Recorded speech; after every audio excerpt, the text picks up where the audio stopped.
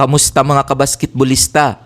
Bigo matambakan ng Georgia ang Gilas Pilipinas ng 19 points, kaya umabanti na sa semifinals ang Gilas Pilipinas 96-94. Pinangunahan ni Justin Brownlee ang Gilas sa likod ng kanyang 28 points, 8 rebounds, 8 assists. Nag-ambag naman ng 16 points, 5 rebounds, 4 assists si Dwight Ramos, habang nagtala ng 14 points si CJ Perez. Panalo naman ang bansang Cameroon kontra sa Brazil 77-74. Kung umabot ka dito sa video na to, mag-like na at subscribe. Heto ang team standings as of July 4, 2024. Sa host country na Greece, sa Group A, parehong may kartadang 1 win, 1 loss ang Croatia, Slovenia at New Zealand.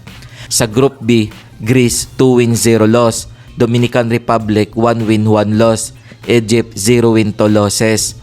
Para naman sa host country na Puerto Rico, sa Group A, Lithuania 2 win, 0 loss, Ivory Coast 0 win, 1 loss, Mexico 0 win, 1 loss.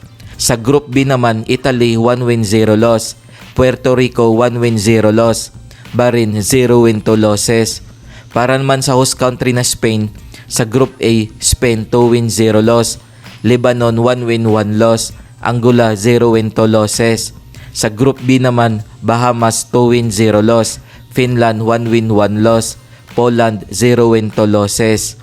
Para naman sa host country na Latvia, sa Group A, parehong may kartadang 1 win, 1 loss ang Latvia, Philippines at Georgia. Sa Group B naman, pareho ding may kartadang 1 win, 1 loss ang Brazil, Cameroon at Montenegro. Kung bago ka pa lamang sa channel na to, mag-like na at subscribe.